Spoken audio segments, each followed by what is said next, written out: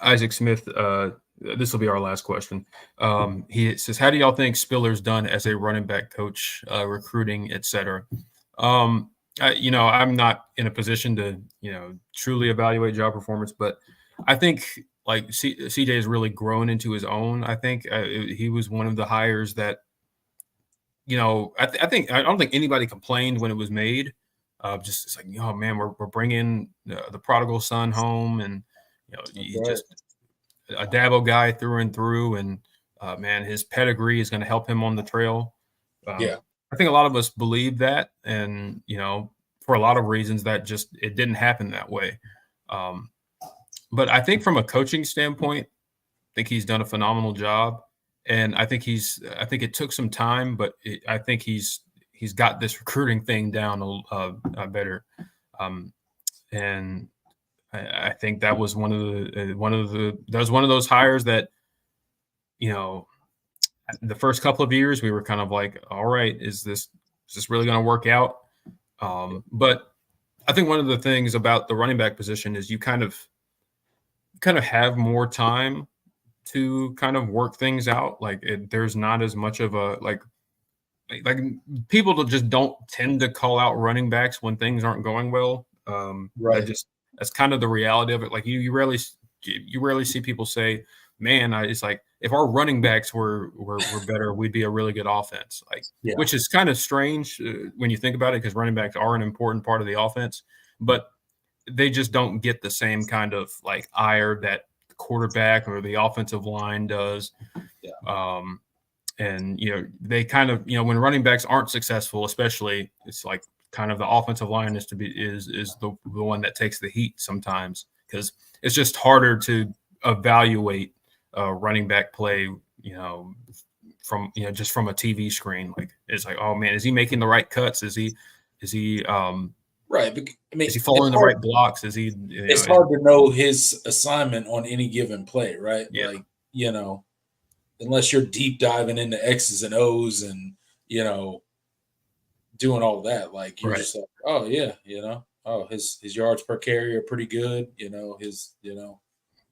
Yeah, people evaluate running back from a very base level. So, I think that afforded CJ some time to kind of get his feet under him. But I think his running backs have played well every year for the most part. Like from his first year, and Will Shipley coming in and really riding the ship there and the way he handled the Lynn J. Dixon situation. I think a lot of people forget that. It was like, wow, oh my God, I haven't heard that name in forever. But that was kind of a thing that had to be nipped in the bud, and some hard decisions had to be made about that. And CJ, I think he handled that about as well as he could.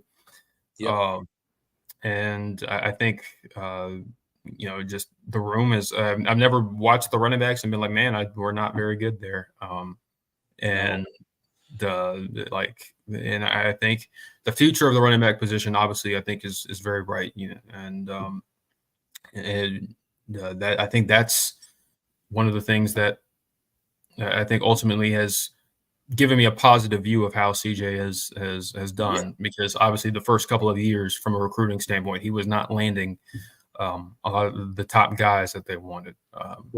And it was a struggle to really close the deal on some of the higher priority guys. But I think they've done a good job of identifying their guy early and really working and getting him in the fold. They did it with David Ajumame last year, and now Gideon Davidson this cycle. So I think the big thing for me with CJ is he had to settle into his own style of recruiting, and he's talked about this on different interviews about it was a learning curve for him, not just the coaching piece of because obviously he understands X's and O's and he understands the running back position in and out, but you have to be relatable.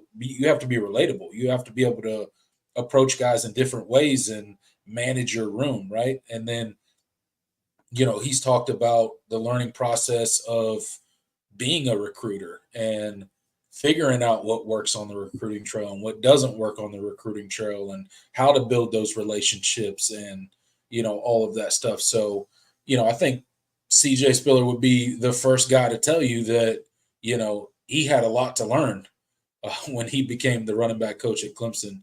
But I think he's done well at adjusting, at learning, at growing as a coach. And I think he'll continue to grow. And, I don't think that's going to be much of a problem for Clemson going forward, because clearly he's figured out his approach to recruiting and it's starting to work. Absolutely. I totally agree. And we'll obviously continue to watch and see. Obviously, we feel good about running back one.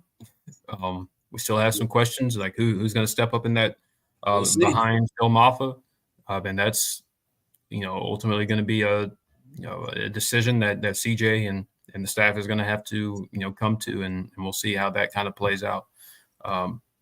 But the future of the position, feel really good about, and I think CJ is a guy that's a really good asset to have on the trail at this point, because he can sell Clemson better than most anybody, just because of his pedigree and what he's meant to the program, and obviously just all the success he had. So yeah.